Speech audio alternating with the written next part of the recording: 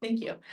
Hi, everyone. I'm Alicia Cohen, and a couple years ago, we had our 100th anniversary as a school, and we were coming out of the pandemic, and we were trying to think about ways that we could get our students to intensively engage with journalism again, right? To connect with the communities, to ask hard questions, to care about being news producers, reporters, and to many of these students who never had a job, in high school, to give them their first opportunities to take big risks. And Report for Minnesota was one of several programs that we've established in the past year. We've tried to increase our connections with our classrooms, our practicum experiences. Many of you have helped us with all these initiatives.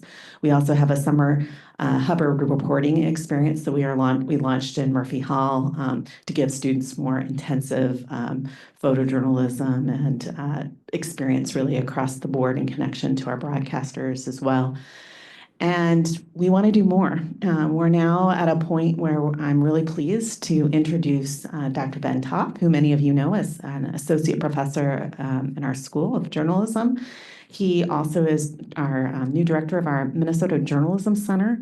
And we've really been thinking about how we can refocus the research, teaching, and engagement missions of our Minnesota Journalism Center that has always been strong, that has always sought to bring in professional fellows into the community to develop great research and help partner with M&A or MBA and others in the state, but to, in a really thoughtful, strategic way, particularly post-pandemic, particularly post this set of 100th anniversary initiatives, think in an integrated way how we can create lift in our teaching, research, and our outreach and connection with communities to elevate the work the school does to benefit the state of Minnesota, to benefit our reputation nationally as an outstanding, right, top 15 media market that trains really amazing journalists, and to extend that even broader to be, not just a model in this country, but also for the world. That's our goal in a global city,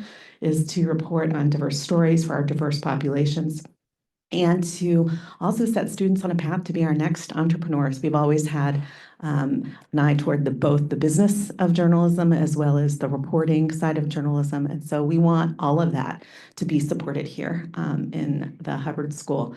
So I'm delighted to turn this over to Ben. He has been working on a report around the health of the news media ecosystem, and he's going to share that report. It's not just about newspapers.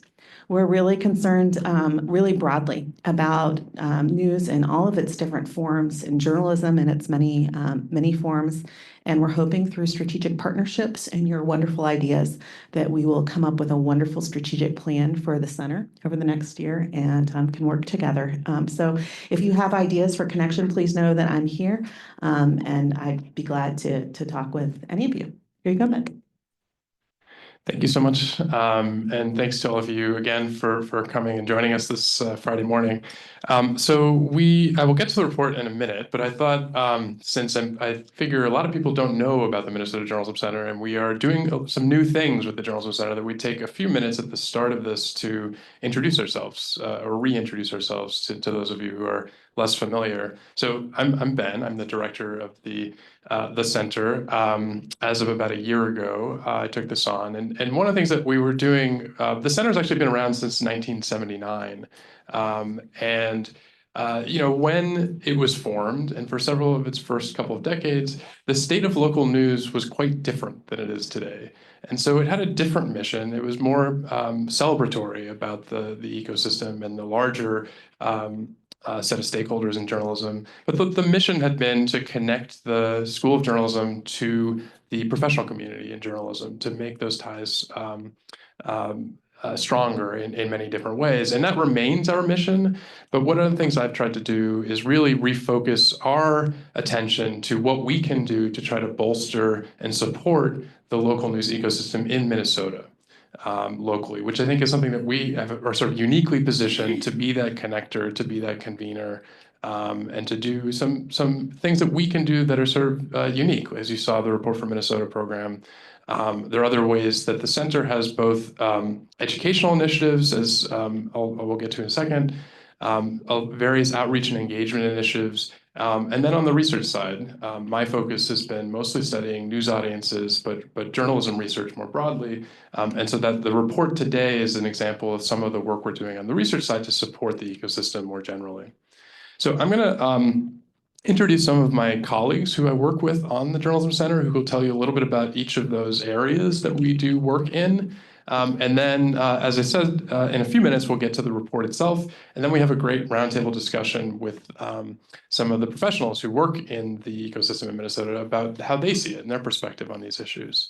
So let me start by introducing Gail Golden, my colleague Gigi, who will tell you a little bit more about our educational initiatives.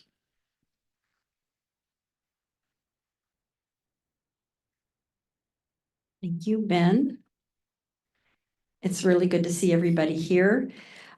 So Report for Minnesota is one of several exciting and educational initiatives that we do here in the Minnesota Journalism Center. And as Alicia mentioned, each summer we also immerse new students in a 10-day Hubbard reporting experience.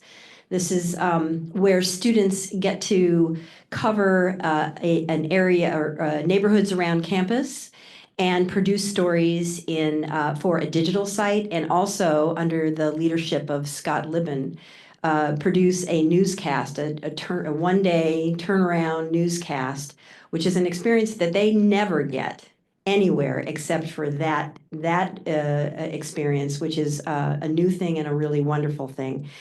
And each spring, our students produce a community journalism site called Access U that focuses on a hidden community around campus.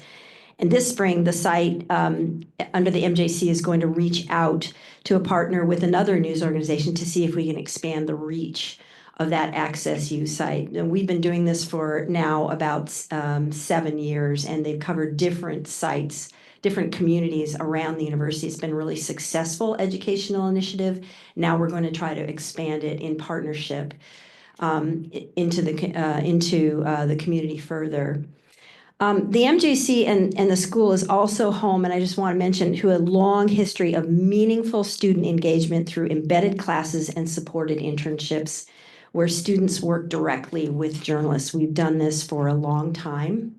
And our partners have included the St. Paul Pioneer Press, the Star Tribune, the Minnesota Public Radio, Sahan Journal, MinPost, Twin Cities Television, The Reformer, the Minnesota Spokesman Recorder, KSTP, Fox 9, WCCO, KARE 11, the Swift County Monitor News, the Duluth News Tribune, and of course, as you saw in the video, the Mankato Free Press, the West Central Tribune, and the Brainerd Dispatch. Here's my message today. We are eager to expand that list of partners, and we have ideas of our own to expand our students' energy and talent to meet the state's news needs for coverage of stories or contributions to projects. We have ideas. But if you have ideas for collaborations, please reach out. Let's talk. Because that's where the ideas for things like Report for Minnesota or other collaborations occur. So don't hesitate, even if it's a sort of let's talk. Thank you. Thank you, Gigi. Next, I want to bring up my colleague, Meg Martin, who will tell you a little bit about some of the work that she's been doing on a project that we started a few months ago and is ongoing in an effort to try to hear from and listen to publishers, journalists, and others who are working in this space to inform our own strategic planning about ways that we might be able to contribute. So, Meg. Hi, everyone. I'm Meg Martin. I've been a journalist in Minnesota for about 12 years now, most recently at Minnesota Public Radio. But the last few years, I've been working with podcast teams and public radio stations all around the country on things like projects and investigations and things like that. I started working with the Minnesota Journalism Center this summer, mostly just talking to journalists, as Ben said, sort of figuring out what's on people's minds. What are you thinking about? Where are the opportunities? Where's the fabulous work happening? How can we kind of connect with each other better? It's just the beginning. If I haven't talked to you, I want to. So I'd love to hear from everyone in this room, on the Zoom, and beyond. It's been really fascinating so far. People have been really generous with their insights, with their experiences, with their great ideas. And we're already starting to hear some themes, like people really wanting connection, more connection across newsrooms, among people in different types of roles, in very similar roles, for troubleshooting, for kind of celebrating the work, things like that. We're also hearing about training opportunities, people being really interested in more training opportunities. We are doing that here, but we're also trying to collect as many as possible and share them with folks around the state, and also tools. So long-term, the idea is that having these conversations with people will help us inform what we do next. Programming, events, training, connections, opportunities, things like that, that will have an impact and that people are actually looking for and that newsrooms will find useful. And in the short term, we want to be really agile with this. So we've already had some conversations where we've been able to say, oh, like one person had this great idea and it actually solves a problem that another person has. So why don't they talk? Like maybe we can connect and maybe we can kind of solve some things together and create some new things together. So we want to be able to spin up some experiments, throw a little spaghetti. This is just the beginning. Because we heard about that need for training, for instance, we have a little calendar where we're just adding training opportunities that exist all over the world. I mean, thanks to virtual training. So if you know of things, let me know. We're adding to the calendar. It's on our website right now. We also have started a calendar of events that news organizations are hosting because it's a really lovely opportunity for us to be able to support each other and also learn from all these great events and creative things that people are doing across the state. So if your newsroom has events, I want to hear about them. And the conversation continues. I just started at the very end of the summer, and fall is obviously a very busy time for everyone. So we'll sort of be picking back up these conversations later in the fall and winter. You can find me on LinkedIn. You can find me on the Journalism Center website. There are lots of different ways to find me. But I'll also probably be reaching out to you, and to your colleagues. And if you have ideas and thoughts, I really just want to hear them because this is a really robust and really exciting community, and I'm pretty delighted to be part of it. So thank you. Thank you, Meg. So next I want to introduce Mukhtar Ibrahim, who has a new role that he's taken on, in part around thinking through some of the entrepreneurship training that we see a need for and he sees a need for in the larger ecosystem. So he'll say a little bit about what he's thinking about and developing over the next few months.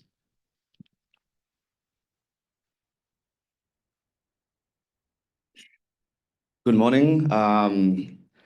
It's great to be back to Humphrey Hall after many years of being away from here. Yeah, I'm really excited to contribute to making sure our young journalists understand the business side of journalism. The Murphy Hall trains amazing talent in the craft of journalism, writing, reporting, broadcasting, and that's needed. We know that's really the essential and the core.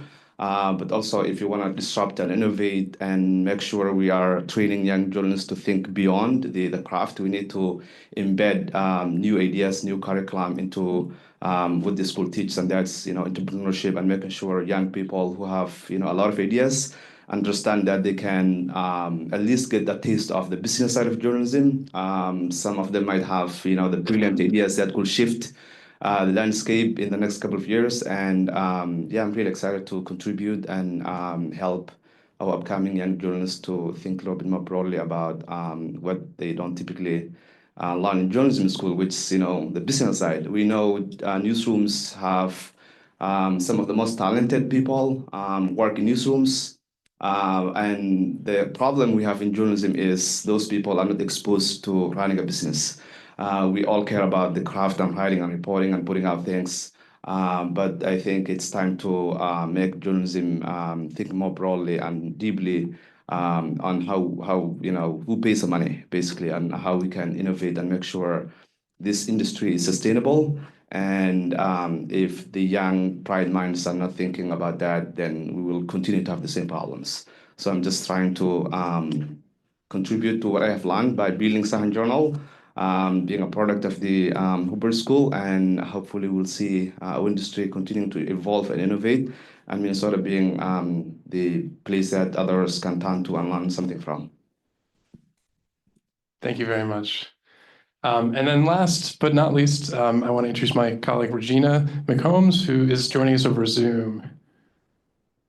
Hi, everyone. Sorry, I'm home with a crud, as you can probably hear. Thank you so much for coming and joining us today, however you're joining us. I'm really excited to be part of this initiative. I know a number of you. I have worked in Minnesota in television news, in radio news, and in newspapers. So I feel excited to get to kind of reach out to all of these organizations again.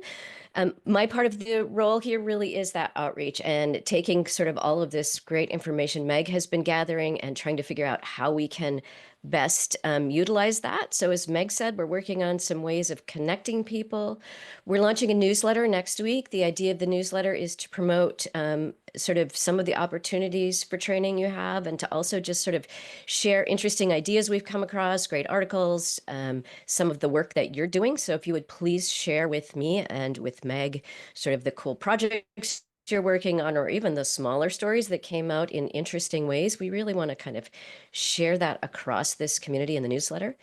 And then coming up is our first training that we're going to hold, October 7th, is misinformation around elections, spotting misinformation around elections with Mike Riley, who many of you know from the Journalist Toolbox. He's just a font of resources, and he's a great trainer. This will be available both virtually and in person in Murphy Hall. And he's going to talk about hands-on tools and things that you can use as you're trying to sort through misinformation. And I will post that link in the chat here in just a couple of minutes. So that's the first of our training, but we hope it will be just one of many coming up. So please sign up for the newsletter and join us when you can. And again, get hold of me if you have ideas for ways we can help connect and training that you're interested in, and we'll be in touch. Thank you so much, Regina. And I just want to reiterate, you know, as you can see, there's a lot of different parts to the Journalism Center. We have the educational initiatives, we have this outreach and engagement, and we have the research side. And all of these pieces work together. They reinforce each other in terms of our connection to different aspects of the professional community. At least that's the vision we have in mind for the center, and it's exciting to sort of see it taking effect. Just update this.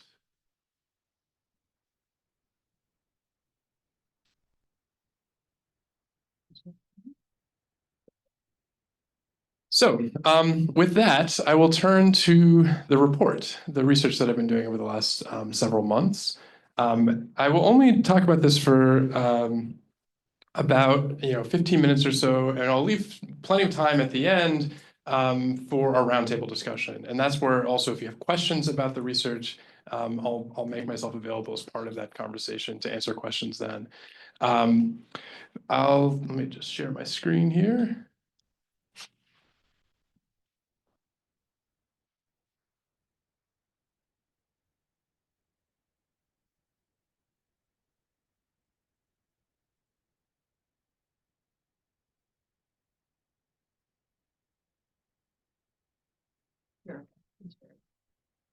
There we go. Okay. So this is a project we're calling Minnesota's Local News Ecosystem Report.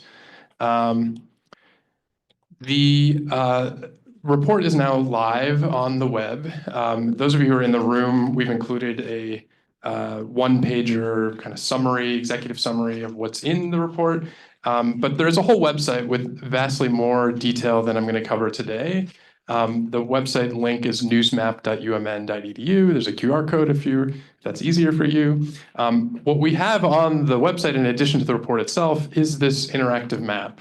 So all of our data is available, searchable that way. There's also a link here to search through the news outlets in a table form, which I think is hopefully of use to a lot of people, as I get to in a second, and sort of the motivations behind doing this project.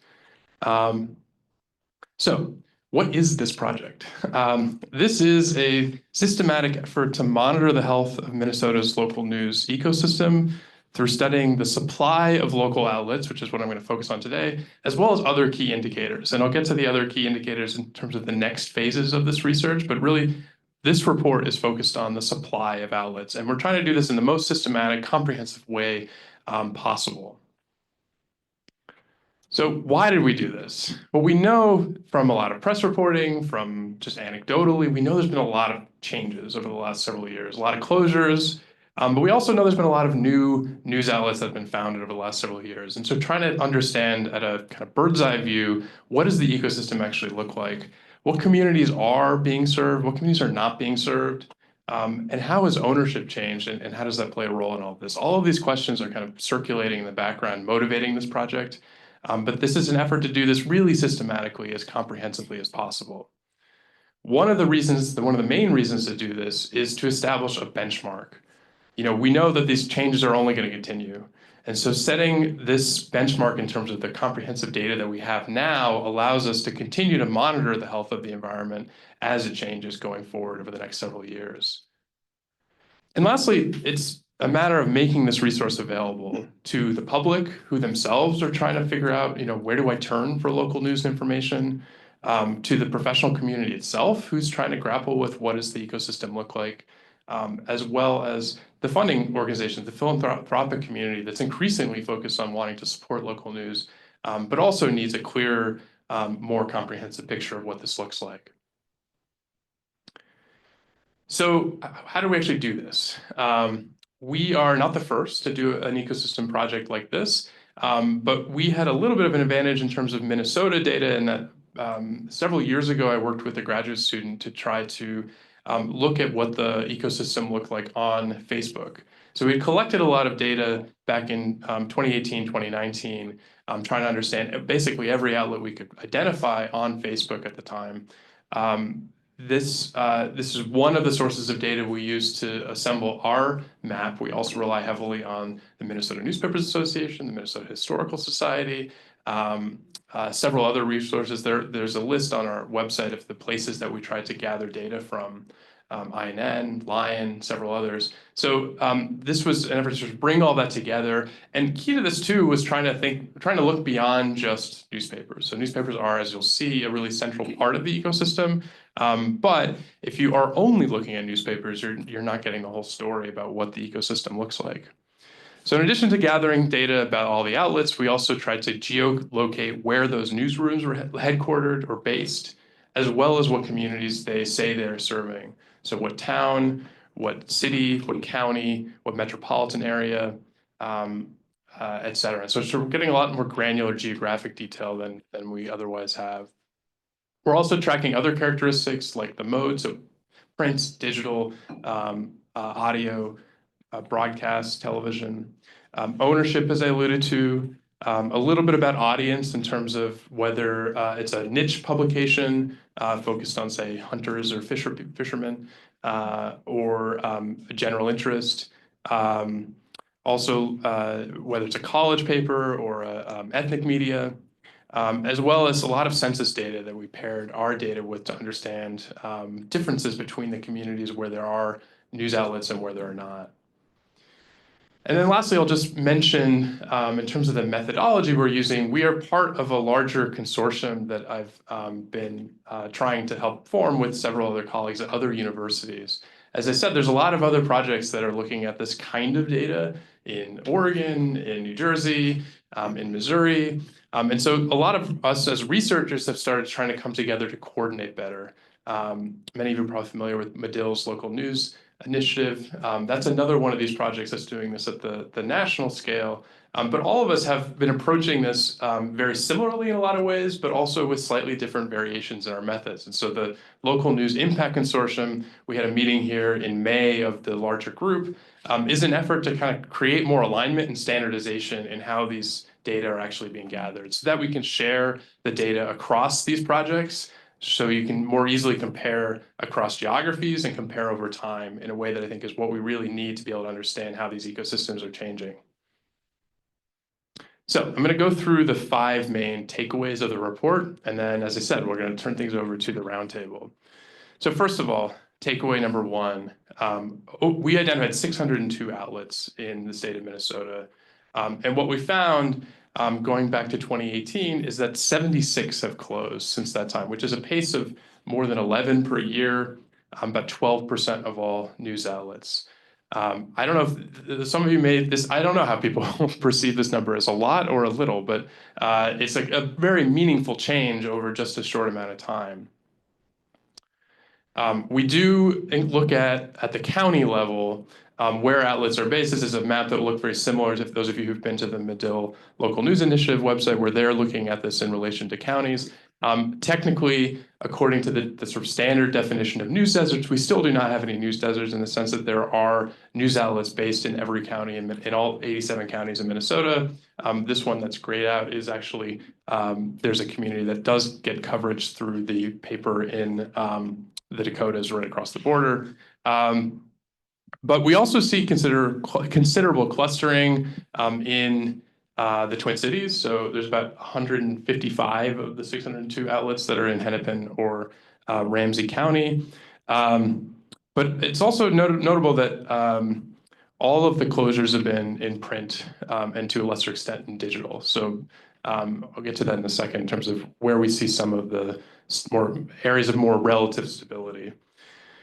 When you look at this at the geographic level, and this is just the share of the news outlets that we identified, current news outlets that are continuing to operate in relation to population by county. Because of course, Hennepin and Ramsey County are also a major population center, almost a third of the population of the state.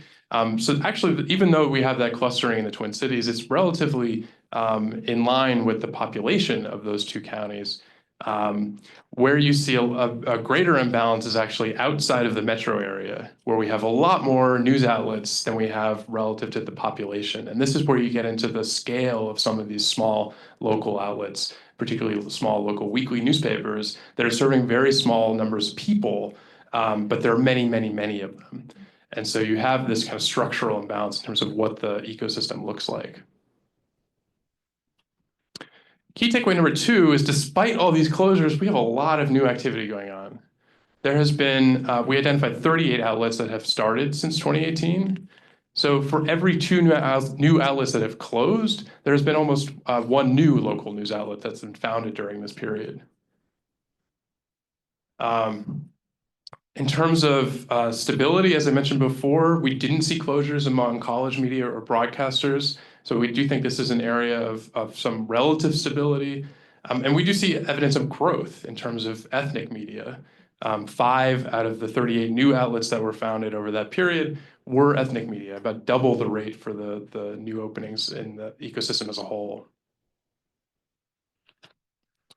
So when we look at this in relation to the census data, we see, as not terribly surprising perhaps if you see the sort of geographic differences in terms of where those outlets are located.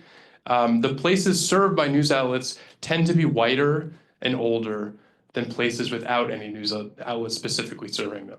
So this is just looking at the cities or towns or communities that these news outlets say that they are primarily serving. On average, when we compare the census data for all of those communities in relation to the statewide average, you see about half the percentage in terms of the Black population, and significantly, several percentage points higher in terms of the percentage that's over 65 in those communities. But also we see, if you know anything about some of the urban-rural divides, you do see also these are places that have news outlets. They tend to be less educated and less wealthy, so lower percentage with college degrees, and significantly lower median household income for those communities. Takeaway number 4 has to do with ownership. So we identified 68 ownership changes among the 602 outlets that we identified, going back to 2014. That we think this is a pretty conservative estimate of how many there are. Tracking ownership is actually really challenging. So these are only ones that we were able to track down in the data. But we did also find a pretty significant link between ownership changes and closures. So among the 11% of the overall ecosystem that experienced a change in ownership over the decade, nearly 30% of them ended up closing in the years that followed. And this probably, if you're thinking about some of the larger conglomerates that bought up some of these papers or news outlets, and then later, within a year or two, ended up closing them down, that's the sort of story that we're capturing here. And last but not least, when it comes to ownership, we also see very clear evidence of nonprofit news outlets being an area of growth. So it's a small segment of the overall ecosystem. When we look at current ownership type, whether it's a publicly traded commercial chain, a private commercial chain, a private commercial owner. So this is typically your sort of family-owned newspaper, which still is the largest segment of the market itself. Nonprofits about 13% overall.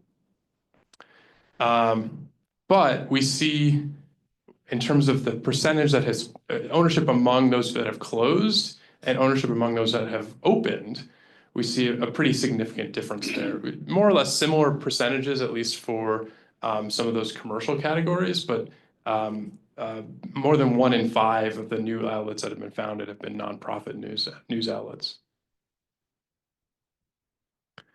So just to wrap up before I turn things over to our roundtable, we know the ecosystem is changing rapidly, and that's why it's important for us to be studying as systematically as we can what the ecosystem looks like and where these changes are occurring. But I think one of the main findings here is that local news is not just disappearing. There are clearly challenges in a lot of these communities, but it is reinventing itself in some of these places. We see a lot more growth and new outlets being formed that I think we otherwise might appreciate. At the same time, there are some structural inequalities in terms of access that do remain. We see a lot of the new outlets that are being formed are in the same communities that have lost papers. And so we're to some degree replicating some of the differences in terms of inequalities of access that existed before. The last thing I'll say is that, only looking at outlets, of course, only tells us one piece of the picture. So when I say, there's relative stability in terms of broadcast or college media, that's all that means is those are outlets that still remain. It's not telling us about the depth of the coverage or the extensiveness of what's actually being covered or what communities are being covered. And so this is really just one piece, and it's really just phase 1 of the project. And so that's the next step in terms of what we want to do with this research, is understand the depth of local news coverage in terms of understanding the health of this ecosystem. So what does the content of local news look like across these outlets? What topics are being covered? What communities are actually being covered? What communities are not being covered? And so working with other collaborators as part of the Local News Impact Consortium, we're developing some tools to actually do this at scale as we collect a lot of the content and analyze what this looks like so that we can actually compare across communities. The second big question in terms of understanding depth is what the employment landscape looks like. So how many actual local journalists are working in these communities covering local news? That's a hugely important question. You can have local news outlets that exist in some of these communities by name only, where there actually are no journalists working for that organization. And so this is another area that we're actively working on developing in phase 2 of this project, looking at a couple different ways of doing this, both looking at bylines and stories, but also surveying news outlets to understand and having them report to us how many journalists locally they actually employ. And then lastly, this is another huge piece of this is understanding the reach of these local news outlets. And this is very close to other areas of my research. I study news avoidance, the public's relationship with news. It's one thing if we understand these local news outlets are continuing to survive. It's another thing to understand how the public perceives the options available to them. And so this is another sort of critical phase of the project, is to understand what the ecosystem looks like from the members of these communities who are these organizations are seeking to serve. How satisfied are they? How trusting are they in the sources? How aware are they of the available choices that they have in those communities? So this is another area I'm happy to talk more about in terms of ideas for how to tackle, but this is a major objective for the next phases of this research. So here's the link once again to the report. it's our effort to be as comprehensive as possible. We also recognize there are surely gaps and errors and omissions in what we've been able to track down. And so we do invite people to reach out, to let us know what's missing, let us know what errors there are in the data. This is very much an ongoing project. We put the report together as kind of a moment in time, a snapshot of what this data looks like, but it's not the end of the project by any means. So we are actively looking to hear from professionals and community members in these communities about anything we may have missed, because we know that we probably didn't get everything. So there is a link there on the website itself to reach out to us, and we'd love to hear from you. So with that, I will turn things over to our roundtable. So I will ask our participants to join us up here at the table. And I will try to move this camera over. Wrong way.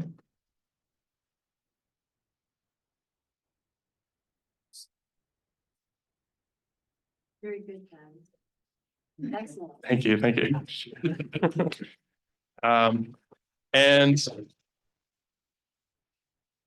joining us on the roundtable, I will try my best to introduce everyone. So our moderator for today is Heidi Holden from KAXE, who has come down from up north to join us. John Gatto from the Root River Current is joining us over Zoom in Southeast Minnesota. I will just try to make this bigger here.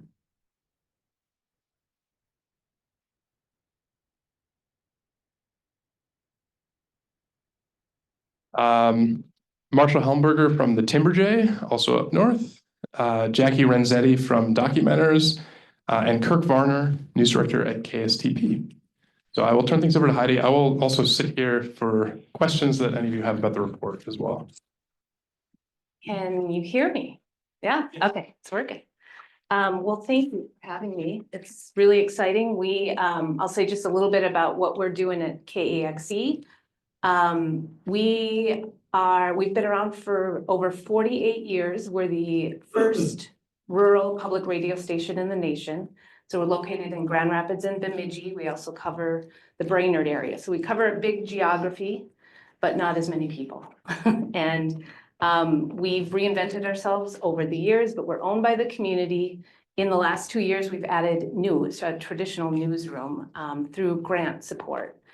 So we've doubled our staff in the last 2 years as well, which is unusual, I think, in public media, especially. We're a national public radio affiliate, but we're owned by the community. We're not part of Minnesota Public Radio.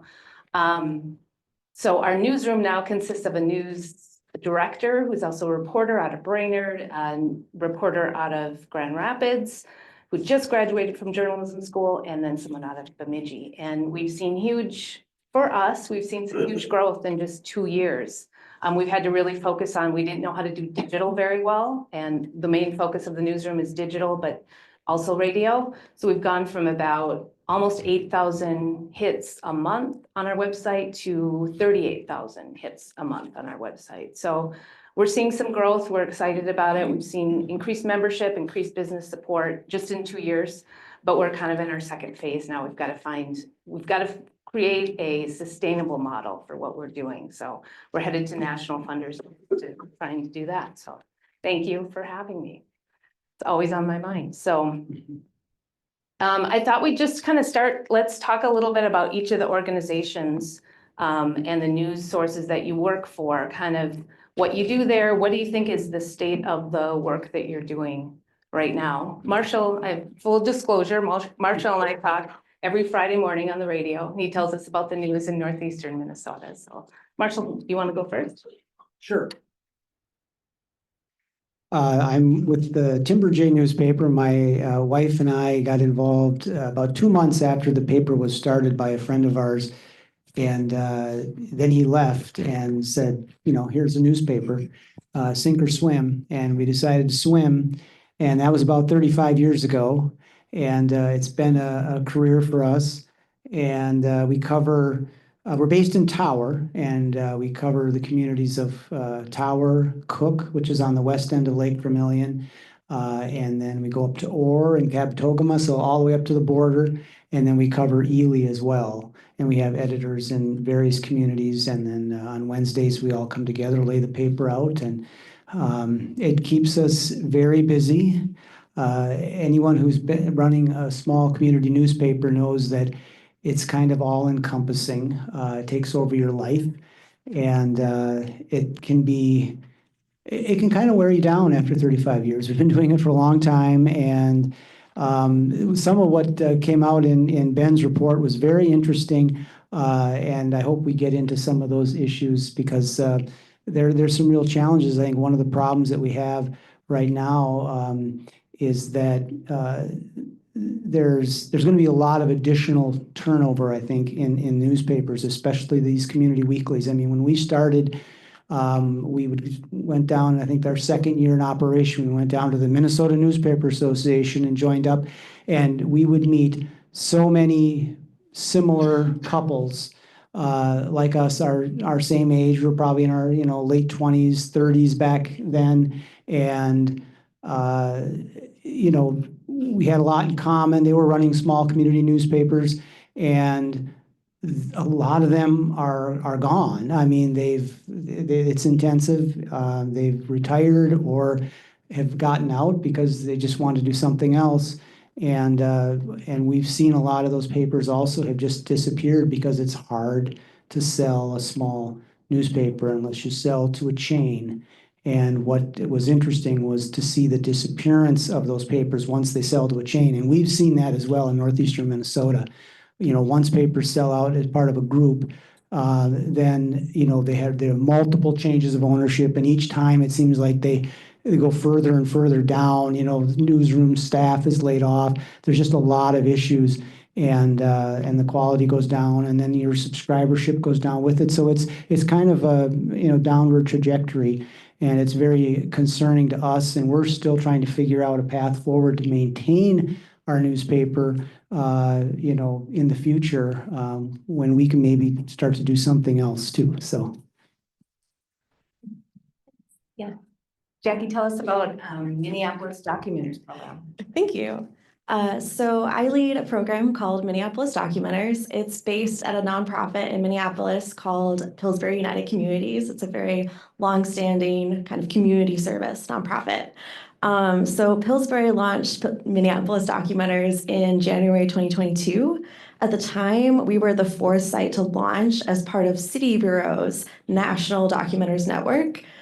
And now we have about 20 sites with more on the way. So each program is locally owned, but we're all part of the same network, kind of contributing to shared knowledge and building some best practices on this new exciting work, which I still have to explain. What we do is we train and pay community members to take notes at local government meetings. Then we edit them as journalists. We fact check them, all of that. And they are all online on one big kind of community-owned public record database that we are building together. And we also push out the info through a newsletter and some social media. So I'm really hopeful about participatory journalism in this particular Documenters model as a way to support rural sites as well. And I'm excited to talk more about how we can maybe help solve some of those problems. Good morning. I'm Kirk Varner. I'm the news director of KSTP Television here in the Twin Cities, which is the flagship television station of Hubbard Broadcasting. Hubbard is a family-owned Minnesota-based broadcasting corporation that has recently celebrated its 100th anniversary. It is as old as broadcasting is. KSTP TV, which is the ABC affiliate here in St. Paul-Minneapolis, is 75 years old. And I lead the newsroom here, which is about 100 journalists working on producing 56 plus hours a week of live news on television across both KSTP and its sister station, KSTC, which is known locally as 45 TV. Hubbard Television also includes other outlets in the state, WDIO up in the Duluth Superior market, and KAAL down in the Rochester Mason City, Austin television market, and then Hubbard Radio, another arm of the company, which owns radio stations across the country, owns a total of 19 stations, both here in the Twin Cities and across northern Minnesota. I am without a doubt in a for-profit part of journalism, which obviously reaches a lot of folks. The reach of KSTP TV is almost statewide in Minnesota through the TV station and its associated satellite and translators, and then of course via cable and satellite distribution. So fairly large news operation in a more traditional model, but also going through its own, I guess I will call existential change, since we're in what I will refer to as the third wave of broadcast journalism, which started with radio, evolved into television, and now is looking to survive the digital transformation, as is all journalism across all platforms. And John, would you go next? Sure. Make sure you can hear me now. Yes? Okay. Good morning, everybody, and thanks for the collective interest in what's happening with media, especially in the outlying areas, the smaller communities where we have seen a lot of change over the years. I'm co-publisher of a project we started kind of as a literally standing outside in a parking lot one night with another former media professional, talking about the demise of a number of newspapers, local community newspapers in and around the southeastern Minnesota area, primarily Fillmore, Houston counties, and portions of Mower, Olmsted, and Winona counties. And what we were realizing was a loss of some of the more interesting, the human interest stories, the stories that we believe connect people together as a community, that help build community, which is part of what our slogan ultimately ended up being. We're a nonprofit. It took us probably 6 months or so to pull together a board of interested people, like-minded thinkers, who most of us, we fit, Ben, those demographics you talked about. Most of us over 65, are retired, and kind of coming out of retirement to try to put our skills to work in new ways. So people who are interested in storytelling, yes, hardcore journalism, if you will, if you want to go to doing hard stories, all the way through feature stories to doing original works, essays, and having a place to submit and publish poetry and photography and different things like that as well. Things that represent the community, voices from the community, talking to the community, and ways to interconnect us in ways that we just weren't seeing anymore. The consolidation, if you were looking at those maps, there were a number of newspapers, local newspapers in our corner here that had been sold. They were mostly bought up by one publisher who then closed down all of the other ones, consolidated things under one banner, and they still serve the area, and they serve it in an important way, and in ways that we can't do as a small nonprofit. We have no full-time professional people. We're mostly a volunteer working board. We do contract out for some services. We're obviously a digital-based, web-based service, so we contract out for web services. We've added some support this year in helping us maintain the production management of what's going on, because it's been sometimes you have to be careful what you wish for, because it's been successful in ways that we wouldn't have imagined in the first year and a half of actually publishing. So we've had some help that way, and we're continuing to do what we can to build capacity, funding, and adding staff or contract with people to provide some additional support for sustaining us in the future, very much similar to what Heidi was saying. And I related a little bit to what Marshall was saying too, is that, boy, this is for those of us who are volunteers, this has suddenly become like a 24/7 operation at times, and it's a little overwhelming. So we want to build capacity so that we can continue to hire others who can come in and take this thing into the future as well. I think that's enough to kind of give you a little overview of what we're doing and how we're doing it. So Jackie, I wonder if I have a question for you. So you get to do the sexiest of all journalism, local government. Right. Everyone is clamoring for local government meetings, right? Yeah. Especially in a presidential election year. So I'm curious, why do you think it's important to be doing the work you're doing? What are some of the roadblocks? Sure. So why is it important to cover local government, and what are some of the roadblocks like to doing the work, getting your information out there, you know, making sure people actually know about local government? Yeah. Okay. So I think it's important to cover local government because it's often the layer of government that most directly impacts us. You know, I mean, I guess it can vary, but you know, we have kind of the most direct say most of the time in local government. And at the same time, even though we have, you know, open meeting laws and these meetings are open to the public, they're not always very accessible. You know, even with like some really great measures that have been taken in the last few years to live stream more meetings, like that's great, but a lot of them are still held during the day.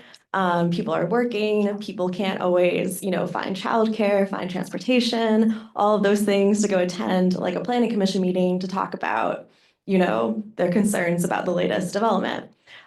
So what we're really trying to do is get more people in those rooms. It's like a paid learning opportunity. So they're learning about journalism and they're learning about government at the same time.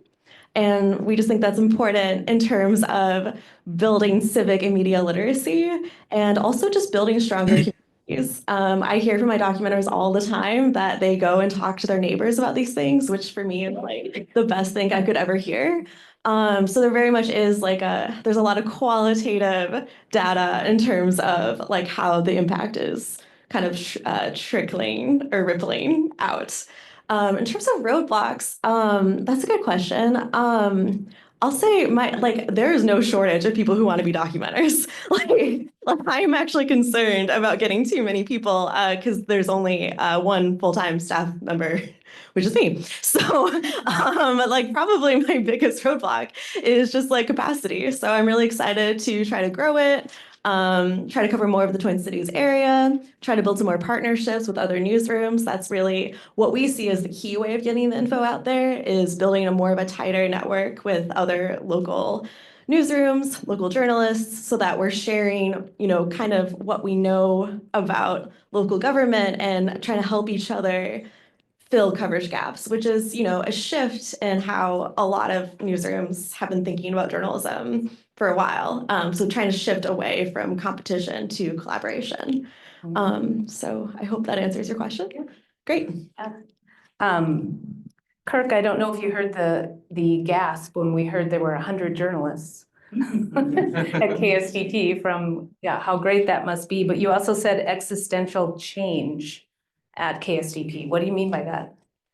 Well, the broadcast business, as we know it in 2024, is a far different landscape than it was when I started in it more years ago than I'm willing to admit in this public forum. But the reality is that broadcast journalism has always been an interesting part of journalism in any journalism discussion. When we talk about local news, when we talk about news deserts, broadcast journalism, and particularly television journalism, is almost never referred to in those conversations.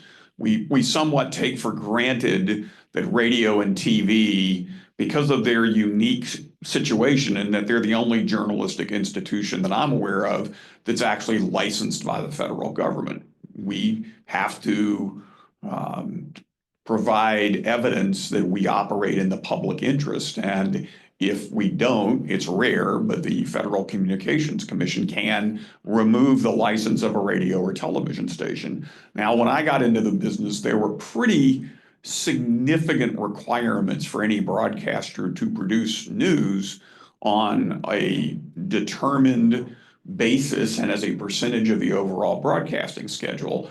Over the more recent decades, that's gone away. News became a profit center in most television stations, at least the commercial ones. in the 1970s, early 1980s, and there's been a boom over decades of local news on television being a profitable enterprise. That is not necessarily the case today.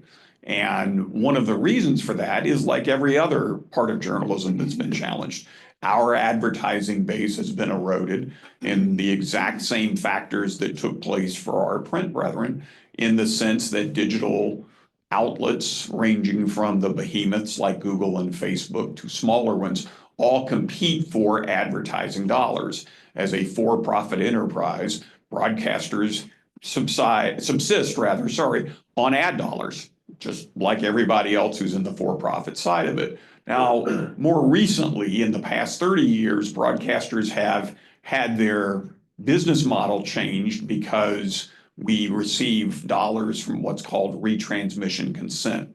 So cable and satellite operators who redistribute our free over-the-air signal are obliged to negotiate and pay a fee back to the television station. So the business model has changed dramatically, but what is the same set of forces that range from 1995, when I sat in a conference room of one of the larger newspapers for one of the larger newspaper chains in the country, and there was a discussion about whether or not Craigslist represented a threat to the newspaper classified business. And the collected half dozen or so executives in the room all said, absolutely not. Well, we all know how that turned out.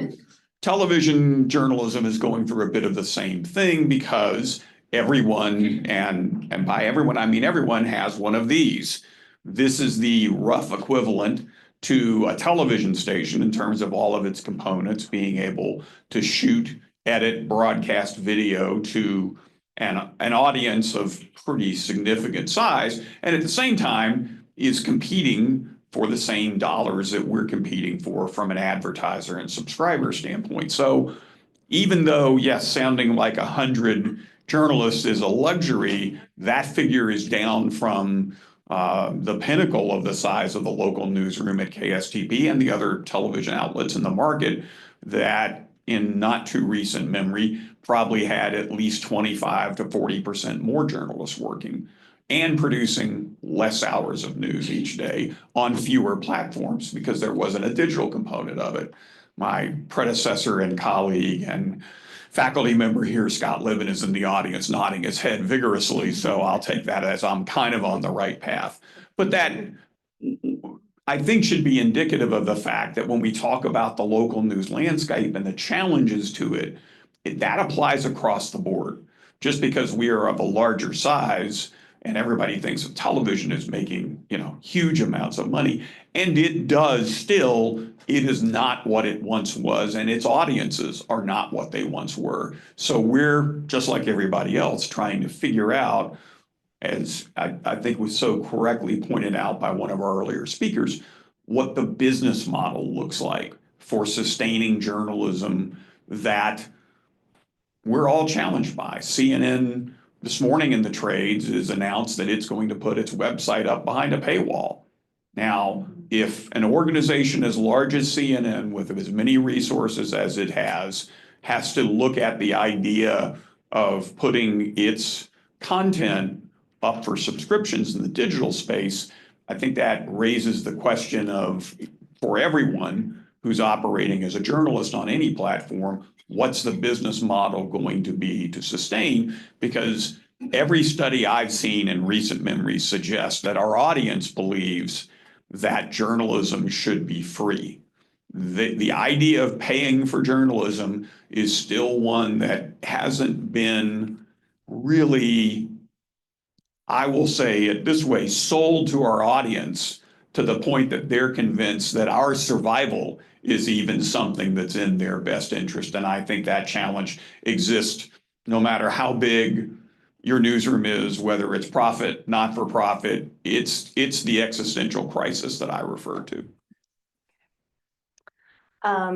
Well, so Marshall, you and I get to work together and talk about the stories that you do. I wonder if you'd talk a little bit about your business model, and especially as we were talking about getting the paper printed.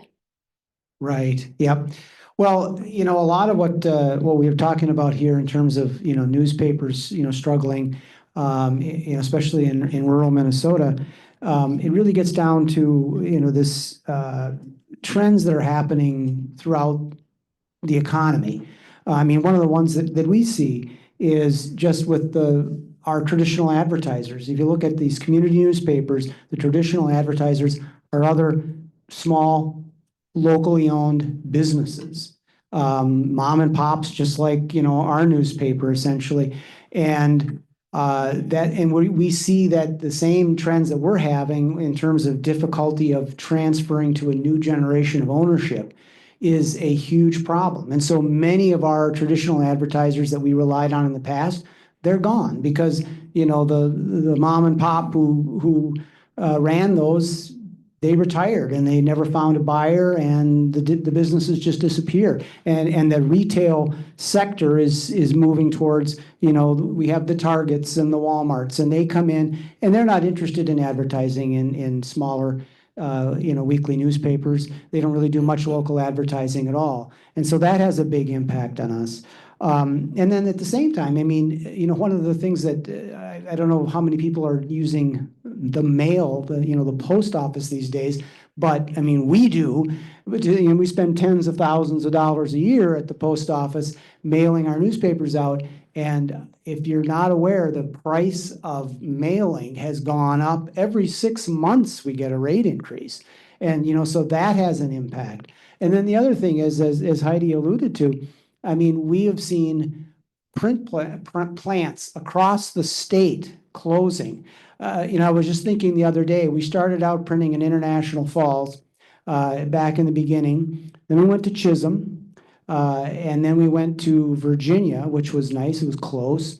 We got color, things like that. But then that print plant was shut down. They moved it to Hibbing, so we went over to Hibbing. That plant was eventually shut down. We had to go to Duluth. Well, they shut down that plant. They put up a second one in Duluth, so we went there. That plant shut down, and then we had to go to Brainerd, and that plant just recently shut down. And so now we're printing the paper in Cambridge, and our other alternative that we were looking at was located in Slayton, which is about 35 miles, I think, from Sioux Falls, and we're in, up by Ely. So we're talking, I don't know how it was, a 6-7 hour drive to ship the papers there.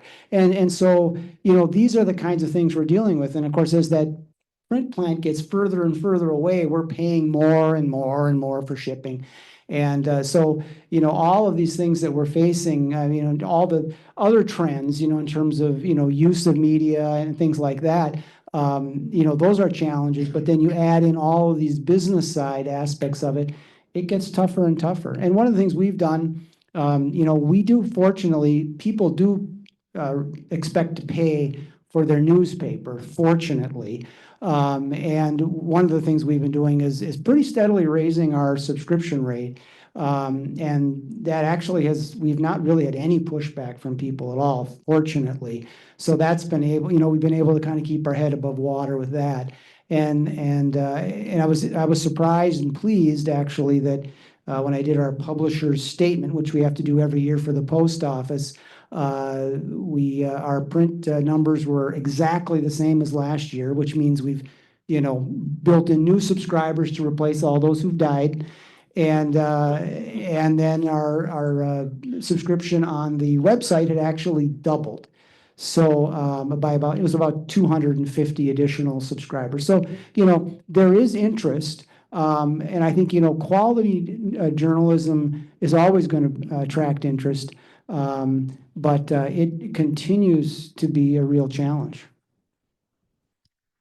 John, I wonder if you talk a little bit about how do you get people to know about what you're doing or get people to contribute to what you're doing? How have you gotten into communities? Just before I respond to that, let me just say that I want to reinforce some of the things that others have said. To Kirk's point, what's going on with the KSTPs of the world very much affect us, even at this level. It's the same sort of challenges, just for us, it's on a much smaller level. and similar to some of the things that Marshall was saying as well. And I wanted to say that, we'd love to pursue some of the local community journalism stuff like Jackie and the crew are doing. So you all have wonderful things to say, and they're all very pertinent, and all have entered into our thinking as this has come together for us. The advantage for us from a business plan building standpoint is that we were able to start with nothing and kind of build gradually as we can strum up the resources. And so to your question, Heidi, we've actually been publishing for about 1.5 years. That in and of itself has taken a lot of our time and attention. I mentioned we don't have full-time staff. We do have a lot of stringers who work for us, or people who are willing to take on a story here and there, and we pay them a token stipend, and they're generally happy with that because they like sharing the stories. So we've been able to keep our budget needs at a minimum as we continue to grow. We didn't know what to expect as far as audience growth in the beginning, let alone donor growth in the beginning. But we were pleasantly surprised that there were as many people who felt like we did, that, yeah, there was something missing. The couple of local newspapers that still exist were providing some services, but they're stretched and not covering all of the same stories as collectively these papers did in the past. And so that's where we stepped in to try and pick up some of that. And others felt the same thing. So we went with the digital approach only. We talked about doing a print, if not, certainly not a weekly or even a monthly, but maybe 3 times a year, doing a little magazine kind of green piece that could live around the different communities where we are. But for all the points that Marshall mentioned, with just the expense and getting it printed and the planning and all that, we decided, nope, we're not. We might do that in the future, but we're certainly not ready for that in the beginning here. Word spread by mouth, really. I mean, we had some email lists. We had, friends who were forwarding this new adventure that was coming together, and that it was a new adventure for us as a region to get behind and to see what would come of some of the stories that we were hoping to publish along the way, and things to report on. So a lot of it's been word of mouth. It's been sharing email lists. We, of course, in the very beginning, we started putting out a regular newsletter every couple of weeks. And so we would invite people to subscribe to that. I think I remember when we hit 100, we thought, wow, this is kind of amazing. And then suddenly it was 250, and then it was 500. And it's still growing incrementally. And these are just the people. Obviously, it doesn't represent everybody who's reading River Current, but it does represent a growing number of people who at least like it enough that they are subscribing to the newsletter that gives them regular updates.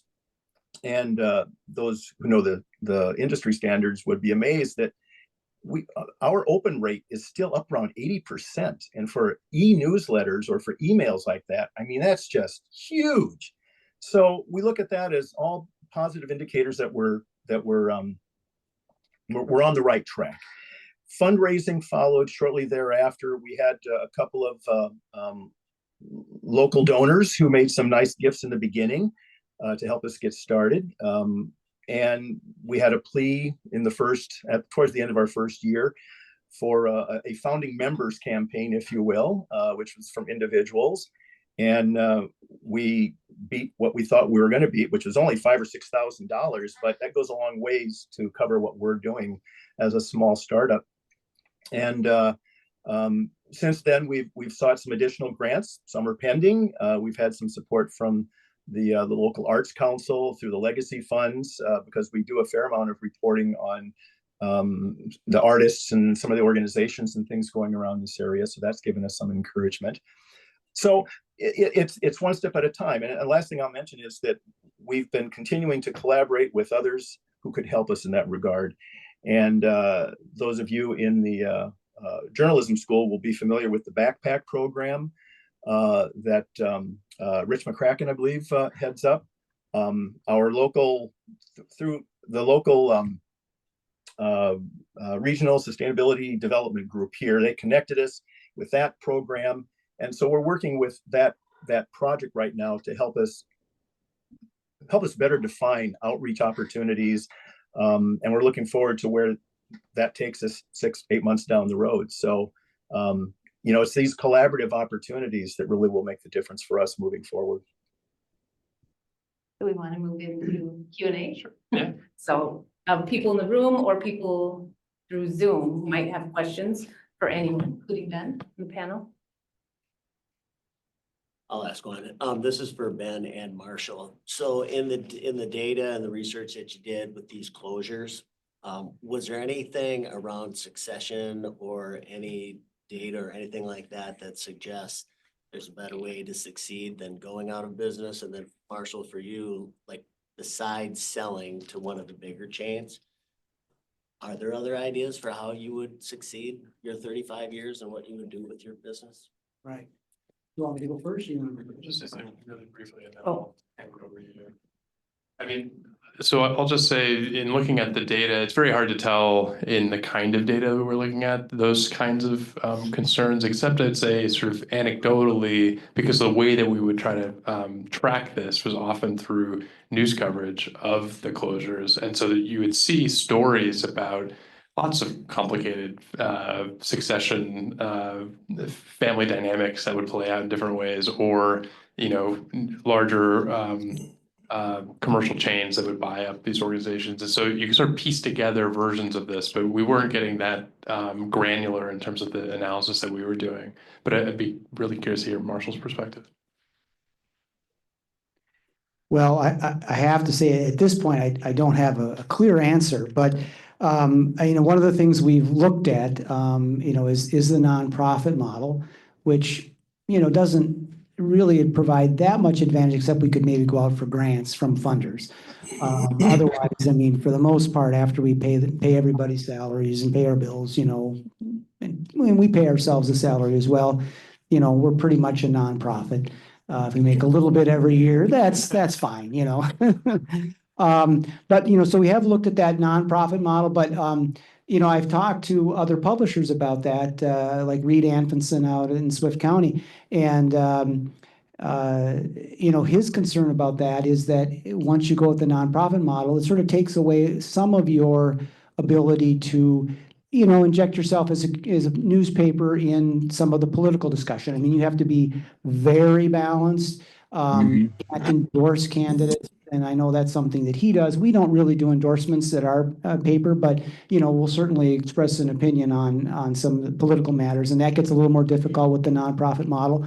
One of the things that we've found that we're exploring is the other concept is to develop a separate entity, a separate nonprofit.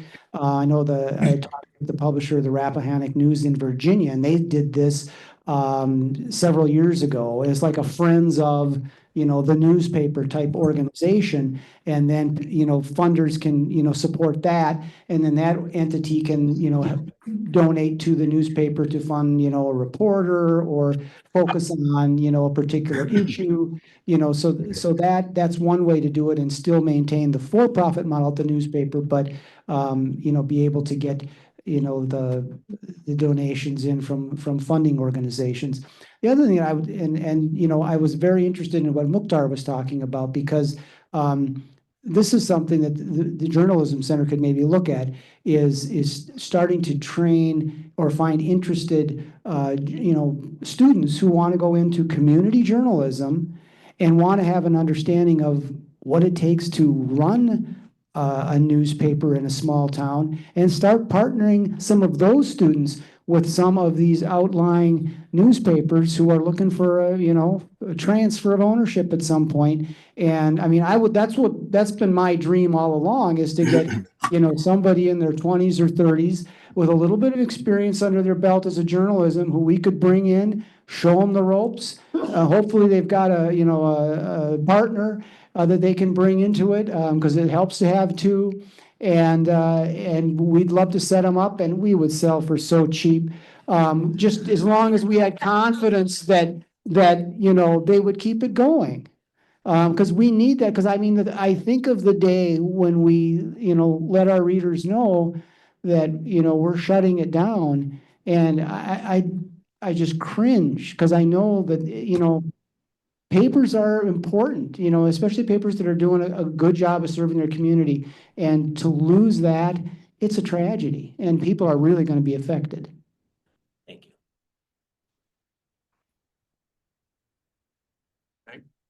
New questions from online. One of them is for Jackie. It's from Morgan, who says, I love documenters. And she wants to know if there are initiatives underway to get more people interested in rural communities across Minnesota, and what does the community need to do to participate, fund, and recruit? Thank you.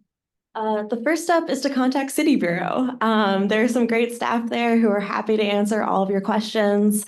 Like I mentioned, each site is like community owned, so it's not like Minneapolis Documenters would suddenly start trying to cover Brainerd or wherever. We would want an organization in Brainerd to try to start a documenters program to serve their area. So yeah, please visit the City Bureau website. You'll see, or even the documenters.org website, you'll see at the bottom, there's like a button to fill out an interest form and somebody will get back to you. I have another question. So Daniel asks, regarding the map, this is for Ben, I'm curious what it means to be serving a community. So how did you gather that information? And is that a coverage niche? Is it a distribution center? Is it advertising? How do you? Yeah, so for this phase of the project, we were relying solely on how the organization itself defined its coverage area. So usually they would say either on their website or on their newspaper itself, or in other information about the organization, how they define the community. So most often it was a specific town or city or a series of cities or towns, census designated places, in some cases very small communities. In other cases it was a county. In some cases it was metropolitan area or statewide. And so we tried to collect for each organization, each of those coverage area communities that they considered as part of their coverage area. Now, in the second phase of the project, where we're going to look at the content, that's where we're going to try to look at, are they actually serving those communities? They may name it. In some of these cases, this particular newspapers are often the paper of record for a county or a city or a school board area. So that's sort of built in terms of their identity, but there's still this question as to how much of the content is actually covering those communities that they claim that they are trying to seek to serve. So that's where we hope to be able to look at beyond just what they say is the communities that they're serving. There was another question for you too, Ben. Wondering if the measure of local news health is based strictly on the number of outlets. You touched on some of this earlier. Or does it take into account sort of the number which may be owned by like a single company, other factors? Yeah, I mean, we don't, as you see on the website, we sort of put the numbers out there. We don't have like a measure of the health as a sort of single indicator. We have multiple indicators. I think that ownership data could be interpreted in different ways. I mean, certainly some of these larger conglomerates are financially healthier. And so one could say, as if more of those could be perceived as sort of more financially stable, the quality of the journalism may differ. And there's some stuff just how the ownership changes like that can really affect the coverage itself. So I guess I'm a little bit agnostic in terms of how we want to define health. But what we're trying to do here in the data that we're gathering and making available is to look at a number of indicators. And strictly speaking, for this report, we're just looking at the existence of outlets or the maintaining of outlets. But there's, as I said, a lot of other indicators that we would like to look at beyond just that in the next phases of the project. You mentioned in the report, Ben, that collegiate news outlets relatively stable. Curious if you looked at high school news outlets or have plans to, and I'll just say briefly that I think in thinking about the health of the ecosystem, those high school news outlets are so important, both for the workforce development, but also just to like building affinity for what you all do in media literacy. So yeah, curious if you're thinking about that. I don't believe we came across any in the way in like the list that we're looking at to gather their data, but it would be something I would be really interested in looking at. I think you're absolutely right when we think about the sort of larger pipeline for journalism and the next generation of people who are going to take on these professional roles. We have to be paying close attention to what the health of the what this looks like at that level pre-college, in addition to the college media. And I should also say, the measure of the health, the stability in college media is simply a matter that they still exist. It's not really telling us about the depth of coverage or the number of people working for those college papers, and so or college news outlets. So there's, I think, a lot more nuance in even the college media data than we're able to get in at this stage. We have another related question from the Zoom. Wondering what steps folks on the panel might be taking to engage with younger readers as you think about sustainability long term. There are things that you can do. I use readers friendly. That's a challenging one. And I think, a couple of things that we do, and, there's probably no surprise here, is, we do quite a bit on Facebook, which is up in our area is used much more than Twitter. So, that does engage younger readers, and most of our readers, I would say, are, 50 years or older.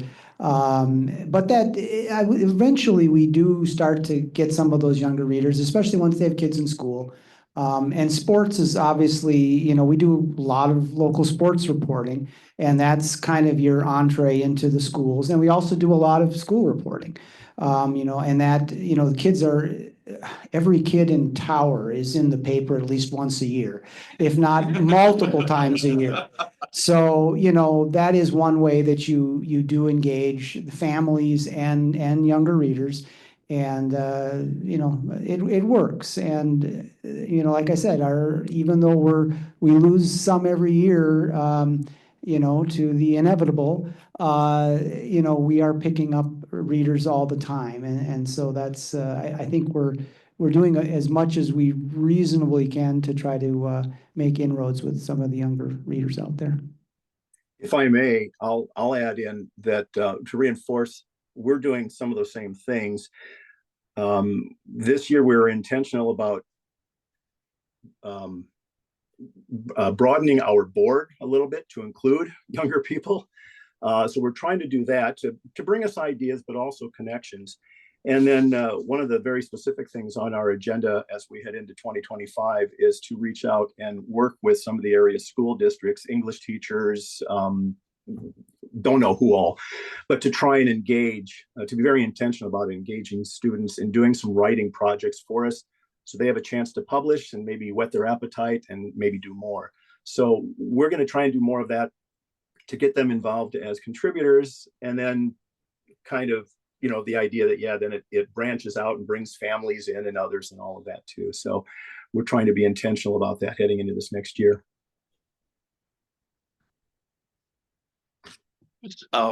Because it's probably the thing I spend the largest part of my day worrying about, is our future audience. And because television is measured demographically, so either precisely or imprecisely, depending on your point of view of how rating services work. But I find it fascinating because what we all know is that there have never been more ways for people to get news and information. So the challenge is trying to meet your audience where they live.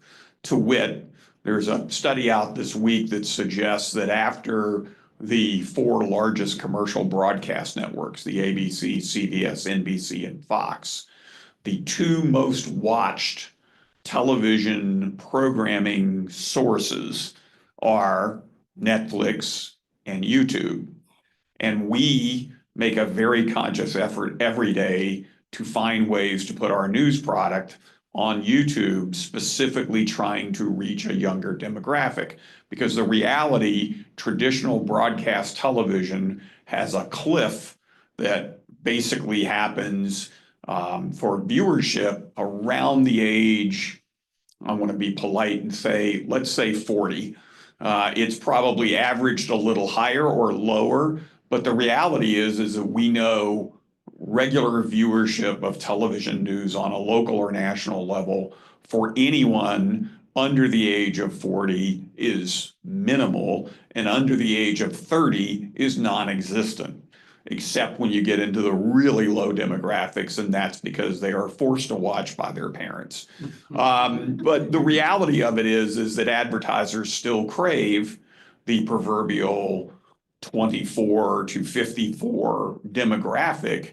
And so all journalism, if you will, that's in media, that's operating as a business, has to figure out how to reach those folks, what platforms, and those platforms change. You know, Facebook once upon a time was a place we went to put our content for viewers. We now know there's very little translation of the Facebook audience to television viewership. There's much more from YouTube. There's some from social media as it exists, but that's another big part of what I keep doom and gloom referring to as existential challenging of journalism and the business of media. But I do think one thing that we haven't touched on that I do think is really one of the great challenges, and because we're sitting in a journalism school, I think it's appropriate to talk about, which is the desirability of journalism as a career for young people. I'll speak a little bit to the scholastic question of high schools. The number of high schools that have journalism programs has dropped like every elective for arts. And all of those things we used to call electives back in the day. So that combined with the fact that if you look at journalism as a career, it's a hard sell, folks. The reality of it is that it's long hours, typically not great from a pay scale standpoint, and even just the why do I need to do this question comes into play because of, again, the blurring of the line of what journalism is. You know, for more and more younger people that I talk to, they believe journalism is what they get from their social circle via whatever social media platform they're on. That's as relevant, maybe more, to them as anything they would get from what we would call typical media outlets from that standpoint. So I think all of this is to say that I think we have to, as an industry, as a business, and as a fraternity of folks who really appreciate and find journalism to be a vital resource in a democracy, that we have to do a better job of not just selling the career and making it desirable, but making it understandable why it's essential, why this is something we all have to have, and why it's not like a utility, why it's not a water tap that you turn on and you turn off. And that's one of the great challenges to me of going forward of how do we make journalism relevant and appealing to folks as consumers, but also as producers and purveyors of it. If I could just add one last bit, and then we should probably close up. So I just want to say one of the things that one of the other research projects that I've been working on is very much connected to this question of how do you reach younger audiences for news organizations. So many news organizations I've been talking to, but in particular, Minnesota Public Radio, as well as the Texas Tribune down in Austin, are two of the organizations I've been working closely on this particular project. And what they're grappling with is how do you deliver content on TikTok and Instagram Reels and YouTube Shorts? What are younger audiences actually looking for? We know that's where they're spending their time and increasingly say that's the source that they turn to for news. But the question is, what does it look like to actually do that effectively in those spaces, given people's expectations of how they use that media? And so Minnesota Public Radio has been developing some content in this space. They call it Reverb. I'm going to be doing some focus groups with young adults here in this building, as well as actually next week in Houston, talking to people about from that age group about what are they looking for? What does authentic communication by a news organization in those spaces look like? We're also doing a study looking at the impact of following that content over the course of the election. Does it actually lead people to develop a stronger connection to the organization? Do they get more politically engaged? Does that actually move the needle? I think we expect if you can sort of connect with people in those spaces that it might develop that relationship over time, but we don't really know the answer. And so we're doing a field experiment to look at that piece. So all of that, that's another research project that we're doing through the center. And we're going to make the findings available to people in this community, but of course more broadly. And that's the one last note I wanted to say before we close up. And again, I want to thank you all for joining us both on the Zoom and in person. And thank you to all of our panelists for contributing to this great conversation. Minnesota, we're unique. We have a lot of the institutions in this state that are huge advantages over many other places around the country. If you look at what our ecosystem looks like and the health of our ecosystem, even though we're affected by the same trends and dynamics that we're seeing elsewhere, we have so much going for us in a way that I believe very strongly that we can be a model for what's possible around the country. And so that's one of the things that I think we can do as the Journalism Center is sort of communicate outward to the rest of the country the things that we're doing where we're finding success and where we're making an impact on the ecosystem that I think can be really useful for the rest of the country, the rest of the world that are grappling with some of these same challenges. So I will leave it there. And oh, do you want to say something, Alicia? Just, we have a pilot project with KSTP and the broadcasters that's exciting about looking at next gen TV. And the idea here is how do you, given the digital revolution, how do you make people make more tailored, personally relevant news that is more available? And I think it's kind of exciting. We're going to try to work with the high schoolers and use Minnesota hockey as a test case for kind of what we're doing with Next Gen TV in partnership with Hubbard Broadcasting. We're really excited about it. But I just think that this is really going to bear a lot of fruit in a lot of different directions because we're at this moment where how young adults are getting more, are interested in particular issues that are relevant to them and figuring out what their news and information stream is. Things are abstract, how to get people engaged, whether it's reproductive health issues, whether it's anti-Semitism. We're seeing these local communities form, right, in these niche areas. And so I think that's the opportunity. Crime, obviously, there's always been those stories. School board elections have gotten kind of animated in certain parts. So I think there's a lot of opportunity here to do things differently in this third wave of sorts. Thank you, Alicia. And thank you again to all of our presenters and to Heidi for moderating for us. And thank you to all of you.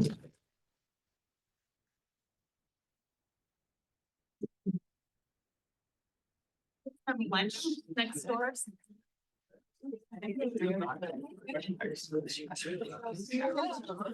Yes.